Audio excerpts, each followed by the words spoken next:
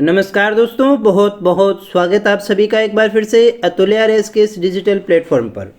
तो दोस्तों, हमने शुरू किया था स्कूल व्याख्याता भर्ती परीक्षा यानी फर्स्ट ग्रेड टीचर एग्जाम का जो पेपर फर्स्ट है उसको शुरू किया था। ये आपका जीके एंड जीएस का होता है। आज की इस क्लास में हम भारतीय राष्ट्रीय आंदोलन के विषय में ही डिस्कस करने वाले हैं और ये इसका 8वां भाग है दोस्तों। तो दोस्तों, ये हमारा सिलेबस था जिसमें हमने काफ़ी चीज़ें डिस्कस कर ली थी। पहला पॉइंट, दूसरा पॉइंट अपना पूरा हो गया था। तीसरे के अंदर growth of education during British period, freedom struggle, ये अपने कर चुके थे। राइज ऑफ नेशनलिस्ट मूवमेंट, भारतीय राष्ट्रीय आंदोलन को अपने पढ़ रहे थे दोस्तों।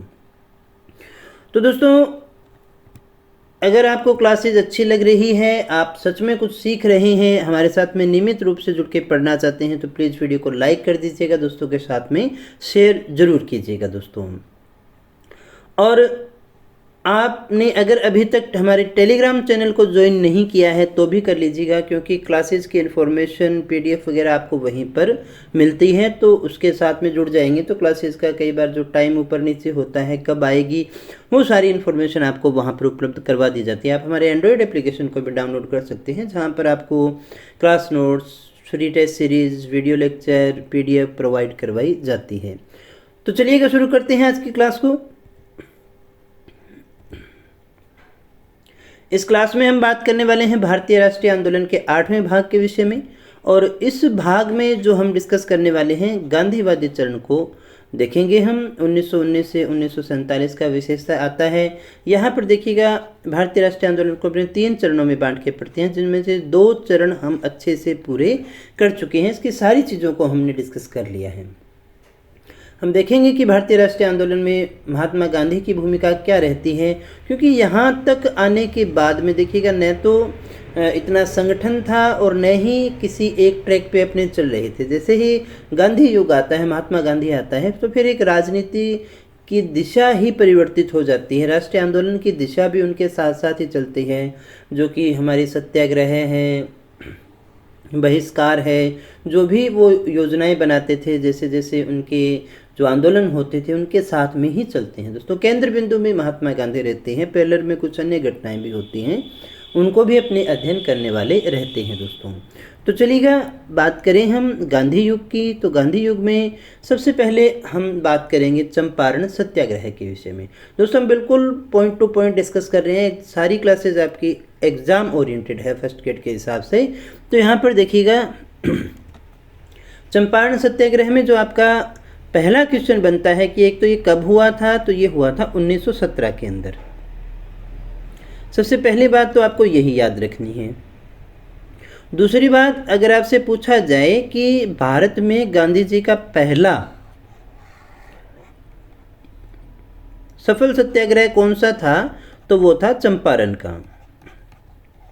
तो क्वेश्चन ये है प्यारे बच्चों कि भारत में गांधी जी का पहला सफल सत्याग्रह कौन सा हुआ था।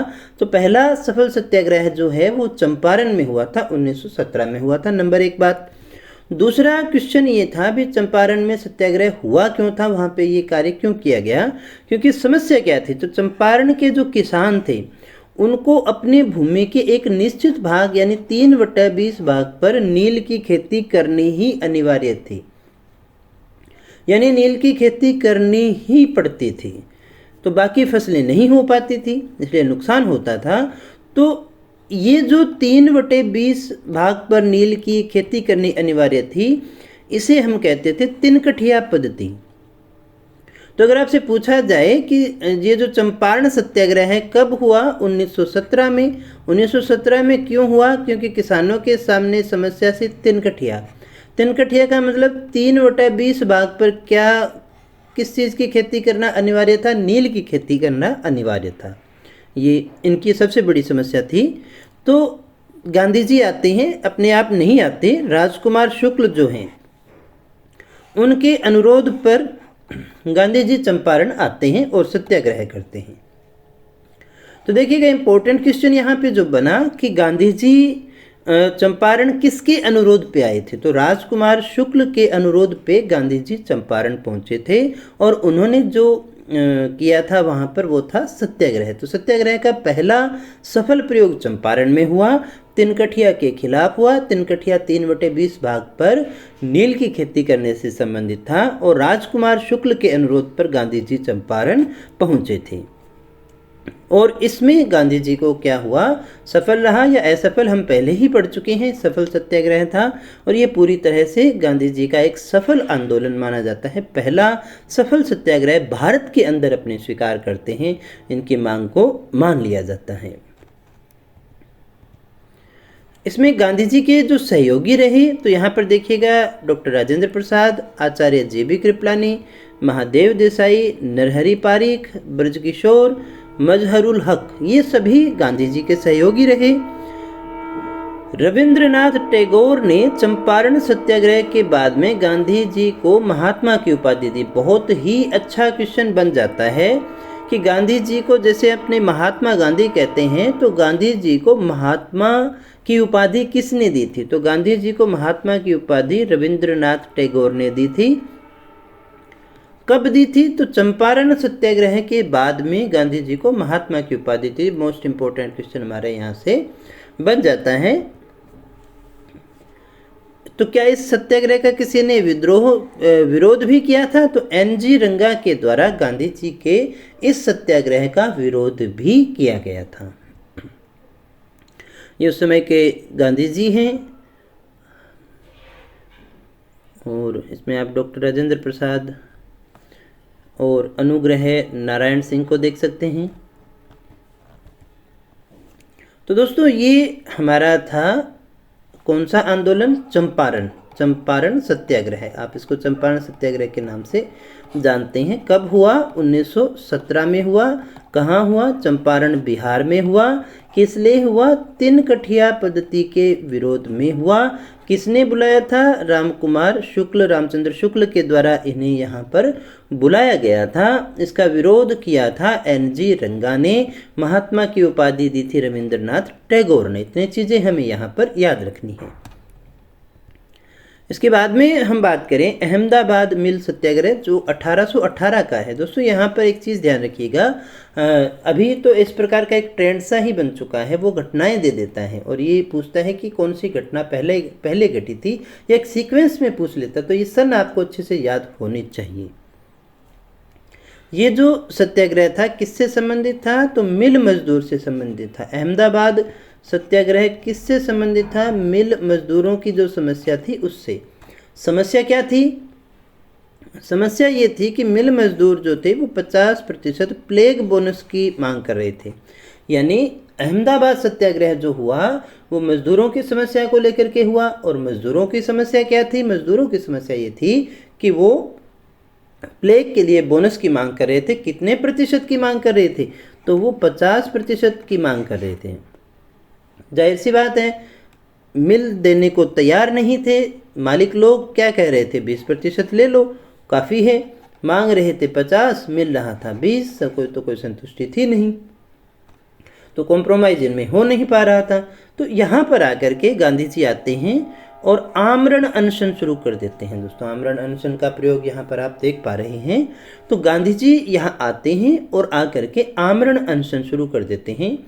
इस सत्याग्रह में अनसुया बेन जो थी वो भी गांधी जी का सहयोग करते हैं। इस सत्याग्रह के बाद ये जो सत्याग्रह होता है, भूख हड़ताल होती है, आमरण अनशन होता है, एक समझौता हो जाता है 35% का। देखो उन्होंने कितना मांगा? उन्होंने मांगा 50, दे रहे थे 20, रहा कितना? 30। इन्होंने कहा भी आधा तुम छोड़ो और आधा हम छोड़ देते हैं, प्लस में जोड़ दो 15 और 35 पे अपने क्या कर लेते हैं? समझौता कर लेते हैं।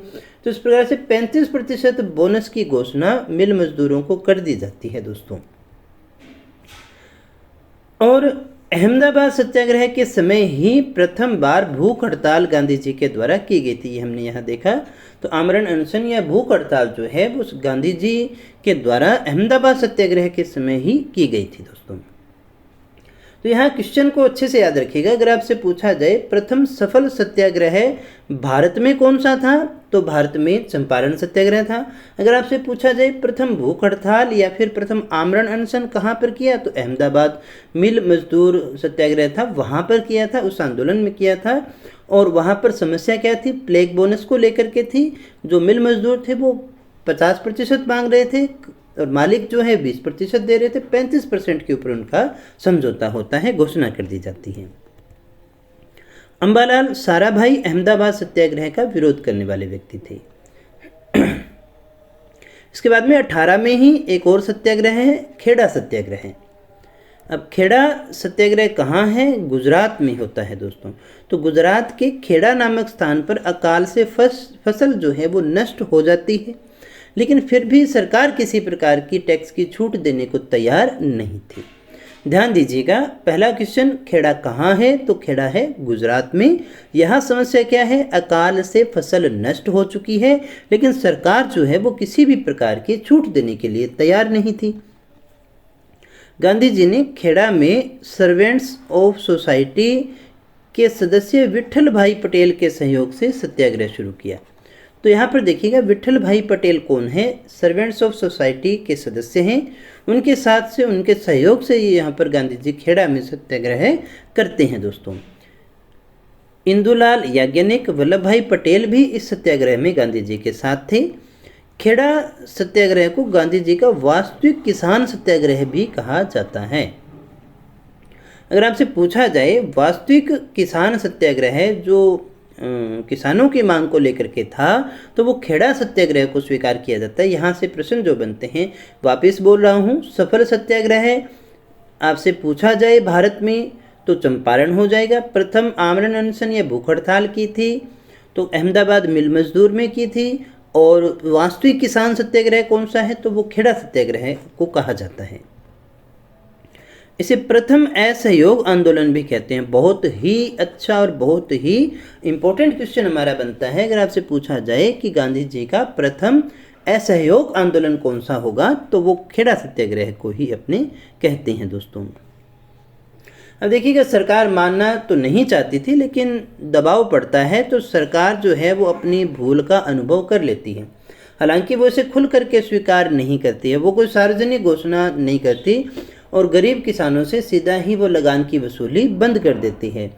क्योंकि सरकार को ये डर था कि अगर सरकार ये घोषणा करती कि हमने जो है ये लगान वसूली को वापस ले लिया है, तो उसमें सरकार की बेइज्जती होती और ये माना जाता है कि गांधी जी के आंदोलन के आगे जो है सरकार वो झुक गई है, इसलिए बिना वो कोई सार्वजनिक घोषणा किए ही किसानों से लगान की वसूली को बंद कर देती है। उसे खुलकर सरकार जो है स्वीकार नहीं करना चाहती थी। सरकार ने यह कार्य बहुत देर से और बेमन से किया और यह प्रयत्न किया कि किसानों को ये अनुभव न हो पाए कि सरकार ने किसानों के सत्याग्रह से झुककर किसी प्रकार का समझौता किया है। उन्होंने ये दर्शाने की कोशिश की कि ये जो है ये हमने अपने मन से ही अपनी भूल को स्वीकार करते हुए ही कर दिया है, न कि आपके दबाव में आकर आपसे झुक करके किसी प्रकार का कोई सत्याग्रह से झुक करके हमने कोई ऐसा समझौता किया है। कहीं उनको ये महसूस हो गया तो आगे फिर ये क्रियाएं चलती रहेंगी। इसलिए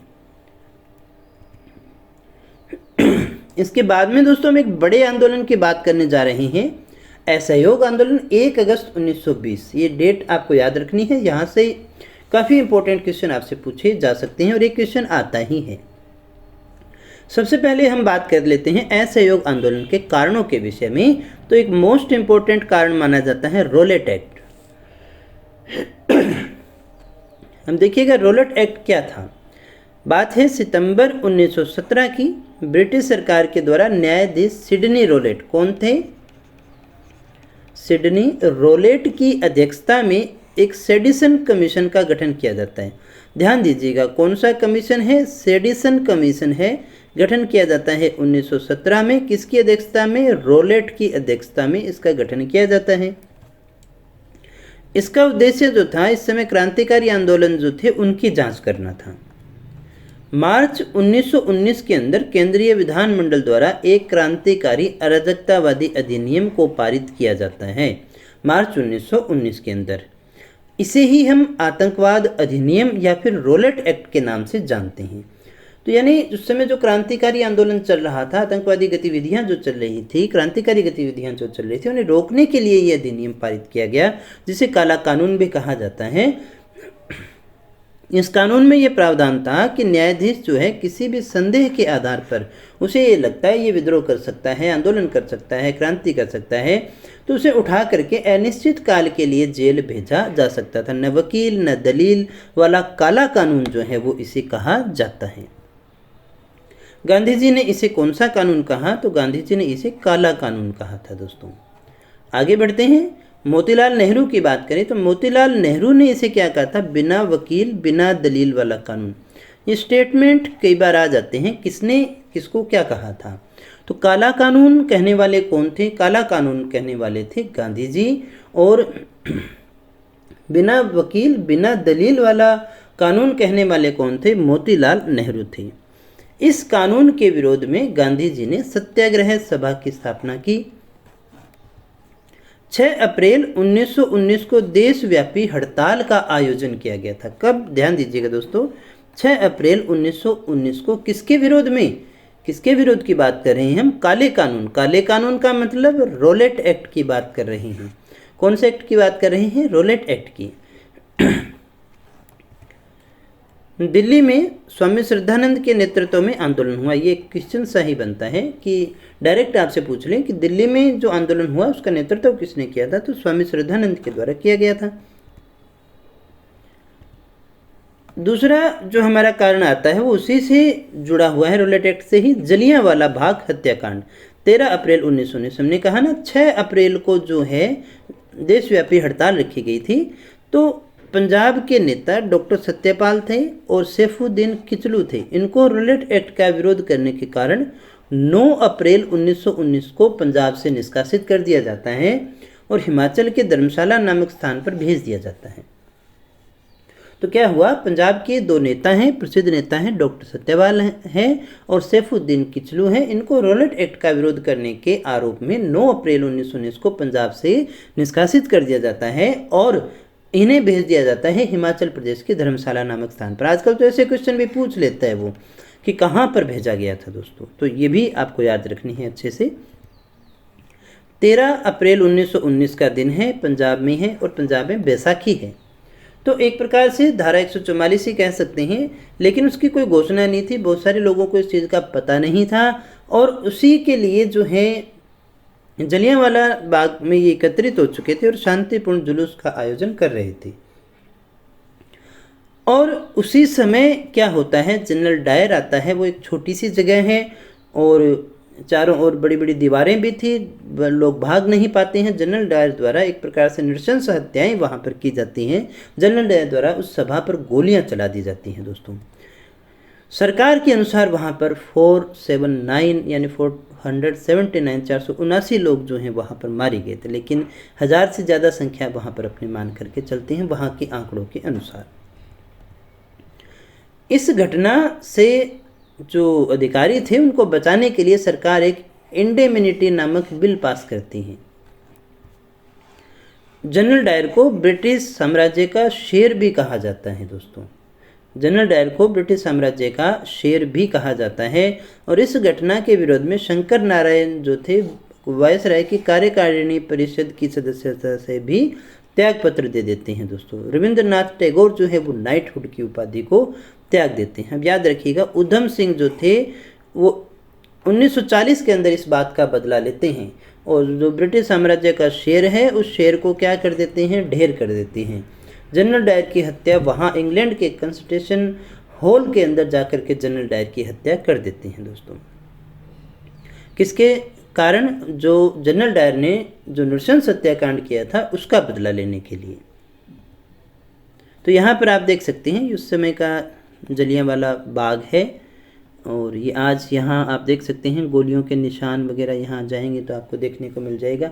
ये वो कुआं है जहाँ पर देखिए जो लोग थे वो अपनी जान बचाने के लिए इसके अंदर कूद गए थे दोस्तों। ये डायर महोदय देख सकते हैं, इसकी शक्ल भी कितनी विभत्स है।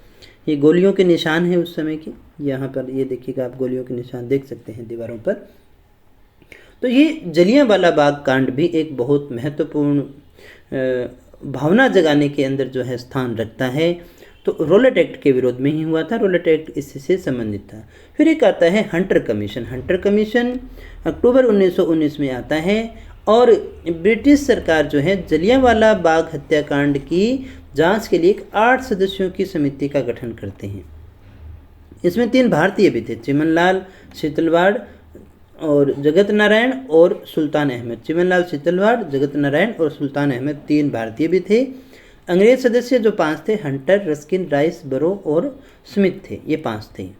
हंटर कमीशन अपनी रिपोर्ट में लिखता है कि जनरल डायर द्वारा परिस्थितियों के अनुसार गोली चलाना उचित था, यानी उस कंडीशन के हिसाब से उन्होंने गोलियां चलाई थी, तो वो एक सही था। और ये कहा जाता है कि जनरल डायर ने गोलियां चलाना तब बंद किया था जब उसके पास में गोलियां खत्म हो गई थी। मतलब वो आया ही गोलियां चलाने के उद्देश्य से ही था वहाँ पर दोस्तों। तो ये भी एक बहुत बड़ा विभत्स कांड था। बाद में बहुत सारी आंदोलनों को, बहुत सारे इस तरह के जो घटनाक्रम होते थे गोली कांड, उनको वहाँ का जलियांवाला बाग कांड कहा जाता था दोस्तों। गांधी जी ने हंटर कमेटी की रिपोर्ट को पन्ने दर पन्ने सरकारी लिपापोती कहा। ये क्वेश्चन बन जाता है स्टेटमेंट का कि हंटर कमेटी के लिए किस शब्द का प्रयोग किया गया, कौन सी लाइन कही गई है, पन्ने दर पन्ने सरकारी लिपापोती, ये कहा गया था गांधी जी के द्वारा। फिर एक आती है तहकीकात कमेटी, 1919 की है। इसके अध्यक्ष मदन मोहन मालवीय थे। इसके सदस्य थे गांधी जी, मोतीलाल नेहरू, अब्बास तैयाब जी, सीआर दास और पुपुल जयकर। तहकीकात कमेटी जो है मृतकों के लिए आर्थिक सहायता की मांग करती है, जिसकी तरफ अंग्रेजी सरकार की ओर कोई ध्यान नहीं दिया जाता है। एक और आंदोलन आता है खिलाफत आंदोलन, 1920 का है। प्रथम विश्व युद्ध हो रहा था, तो प्रथम विश्व युद्ध के समय सरकार भारतीय मुसलमानों के सहयोग को प्राप्त करना चाहती थी और इस शर्त पर करती है कि खलीफा के देश टर्की जो है उसका विभाजन नहीं किया जाएगा, क्योंकि वहाँ पर खलीफा का पद हुआ करता था दोस्तों। तो टर्की का विभाजन नहीं करेंगे, ऐसा उन्होंने आश्वासन दिया। लेकिन फिर भी सेवर्स की संधि हुई और इसके द्वारा टर्की का विभाजन कर दिया गया। तो इससे भारत के मुसलमानों में रोष हो गया और भारत में मौलाना मोहम्मद अली, मौलाना शौकत अली, हकीम अजमल खां, अबुल कलाम आज़ाद के नेतृत्व में खिलाफत यानी खिलाफत आंदोलन चलाने का डिसीजन जो है लिया गया था दोस्तों। अखिल भारतीय खिलाफत कमेटी का अधिवेशन दिल्ली में होता है और इसकी अध्यक्षता किसके द्वारा की जाती है? महात्मा गांधी। महात्मा गांधी देखते हैं कि इससे देश में एकता आएगी और हिंदू मुस्लिम एकता होगी तो लड़ने में हमें एक मेजोरिटी ताकत ज़्यादा मिलेगी, तो इसलिए भी वो उनका साथ देते हैं दोस्तों। मौलाना अब्दुल कलाम आज़ाद समाचार पत्र अल हिलाल, कौन सा है याद रखिएगा, अल हिलाल के माध्यम से खिलाफत आंदोलन का प्रचार करते हैं। तो यहाँ क्वेश्चन कौन सा बनता है कि अल हिलाल किसका समाचार पत्र है? मौलाना अब्दुल कलाम आज़ाद का है। किस लिए लिखा गया? खिलाफत आंदोलन का प्रचार करने के लिए इसे जो है प्रकाशित किया जा रहा था। सीआर दास वो व्यक्ति थे जो खिलाफत आंदोलन का विरोध करते हैं। ऐसे क्वेश्चन भी पूछे जाते हैं। टर्की में अब देखिए कमाल पाशा के नेतृत्व में सरकार बन जाती है और उसके बनने के बाद में वो खलीफा का पद ही समाप्त कर देता है। अब जब पद समाप्त हो गया तो फिर खिलाफत आंदोलन भी इसी प्रकार से समाप्त हो जाता है दोस्तों। कांग्रेस के विशेष अधिवेशनों की बात करें तो 1918 का बम्बई का विशेष अधिवेशन है। अध्यक्ष हैं सैयद हसन इनाम और ये जो अधिवेशन हुआ था रोलेट एक्ट पर विचार विमर्श करने के लिए बुलाया गया था। 1919 का बम्बई का अधिवेशन जो है जिसकी अध्यक्षता सैयद हसन इनाम ने की थी, ये रोलेट एक्ट पर विचार विमर्श करने के लिए बुलाया गया था। इसमें पहली बार मौलिक अधिकारों की भी मांग की गई। ये क्वेश्चन आपसे कई बार पूछा जाता है। 1918 में कांग्रेस का नियमित अधिवेशन जो हुआ था वो दिल्ली में हुआ, जिसकी अध्यक्षता मदन मोहन मालवीय ने की। 1920 के अधिवेशन में अध्यक्षता लाला लाजपत राय ने की थी। ये थोड़ा सा इम्पोर्टेंट क्वेश्चन है क्योंकि इस विशेष अधिवेशन में असहयोग प्रस्ताव को स्वीकार कर लिया गया था। तो दोस्तों क्या कहा हमने, 1920 का जो कलकत्ता अधिवेशन है जिसकी अध्यक्षता लाला लाजपत राय ने की थी, कांग्रेस के इसी विशेष अधिवेशन में असहयोग आंदोलन का प्रस्ताव जो है वो स्वीकार किया जाता है और पारित किया जाता है दिसंबर 1920 के नागपुर के अधिवेशन में, जिसकी अध्यक्षता की थी केवी राघवाचार्य ने, जो नियमित अधिवेशन होता है। 1920 में विशेष अधिवेशन हुआ कलकत्ता में, जिसकी अध्यक्षता लाला लाजपत राय ने की। इसमें असहयोग प्रस्ताव को स्वीकार किया गया। पारित कब किया गया? दिसंबर में होते थे इनके जो वार्षिक अधिवेशन थे, तो उस नागपुर के वार्षिक अधिवेशन में इसे स्वीकार कर लिया गया था, पारित कर दिया गया था। असहयोग आंदोलन के अंदर कार्य कौन कौन से हुए? तो इसमें सबसे पहले हम बात करेंगे रचनात्मक कार्यों की। दो तरह के हम कार्य देखते हैं, एक तो रचनात्मक कार्य और दूसरा है हमारा गैर रचनात्मक कार्य। इन दोनों के विषय में अपनी बात करेंगे। तो रचनात्मक में देखें, हिंदू मुस्लिम एकता स्थापित करने का प्रयास किया गया। ज़्यादा से ज़्यादा लोगों को कांग्रेस की सदस्यता दिलवाई गई। खादी का प्रयोग करना, छुआछूत को समाप्त करना, ये गांधी जी के रचनात्मक कार्य थे या असहयोग आंदोलन के रचनात्मक कार्य थे। अब हम गैर रचनात्मक कार्यों की बात करें तो सरकारी स्कूलों और कॉलेजों का बहिष्कार करना, सरकारी उपाधियों को लौटाना, न्यायालयों का बहिष्कार करना, विदेशी वस्तुओं का बहिष्कार करना, ये सारे के सारे कैसे कार्य थे? गैर रचनात्मक। बहिष्कार किस किस का किया गया? सरकारी चीज़ों को, सरकारी स्कूल और कॉलेज, सरकारी उपाधियों को लौटा दिया गया, न्यायालयों का बहिष्कार कर दिया गया, विदेशी वस्तुओं को का भी बहिष्कार किया गया था दोस्तों। अब हम बात करते हैं असहयोग आंदोलन के दौरान घटित हुई कुछ मुख्य घटनाओं की। तो गांधी जी जो थे, इन्होंने केसरे हिंद की उपाधि त्याग कर इस आंदोलन की शुरुआत की थी। मौलाना मोहम्मद अली, मौलाना शौकत अली, मोतीलाल नेहरू के समर्थन से असहयोग प्रस्ताव को स्वीकार किया गया था। एनी बेसेंट, सुरेंद्रनाथ बनर्जी, मदन मोहन मालवीय, मोहम्मद अली जिन्ना, शंकर नायर, चित्तरंजन दास आदि वो व्यक्ति थे जिन्होंने असहयोग प्रस्ताव का भी क्या किया था दोस्तों? विरोध किया था। Annie Besant, Mohammad Ali Jinnah, Vipin Chandra Pal, GS. खारपड़े, ये ऐसे व्यक्ति थे जो इस प्रस्ताव से असंतुष्ट होते हैं और कांग्रेस से क्या करते हैं? इस्तीफा भी दे देते हैं। यह नाम याद रखिएगा, एक दो क्वेश्चन यहाँ से पूछ सकता है वो। इस आंदोलन के समय सर्वप्रथम गिरफ्तारी किसने दी? तो मौलाना मोहम्मद अली के द्वारा यहाँ जो है गिरफ्तारी दी गई थी और इन्हीं ने नवंबर 1921 में प्रिंस ऑफ वेल्स के भारत में आने का विरोध किया था, मौलाना मोहम्मद अली ने। देखिए, घटना होती है 5 फरवरी 1922 की। कई जगह आपको 4 फरवरी भी मिल जाता है, वैसे ऑथेंटिक है भी यही। ये रात का समय था, तो अब क्या माना जाए। तो उत्तर प्रदेश के गोरखपुर में स्थान है चौरी चौरा, वहाँ पर किसानों की एक भीड़ के द्वारा 22 पुलिसकर्मियों को जिंदा जला दिया जाता है दोस्तों।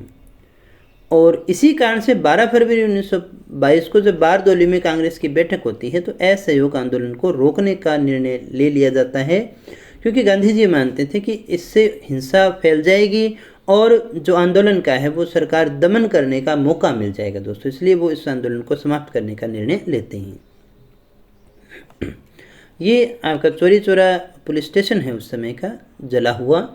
ये आज का देख सकते हैं। 1924 में इसमें नया थाना भवन बना दिया गया था 1922 के बाद में। ये नए वाला थाना है, आज आपको इस रूप में देखने को मिल जाएगा। सुभाष चंद्र बोस, जवाहरलाल नेहरू, सी.आर. दास, मोतीलाल नेहरू ने आंदोलन को रोकने का विरोध किया। उन्होंने कहा भी ये आंदोलन रोकना नहीं चाहिए। गांधी जी को गिरफ्तार कर लिया जाता है। ब्रोम्सफील्ड नामक न्यायाधीश गांधी जी को 6 वर्ष के लिए कारावास की सजा सुनाते हैं, लेकिन स्वास्थ्य कारणों से गांधी जी को फरवरी 1924 में ही रिहा करना पड़ता है दोस्तों।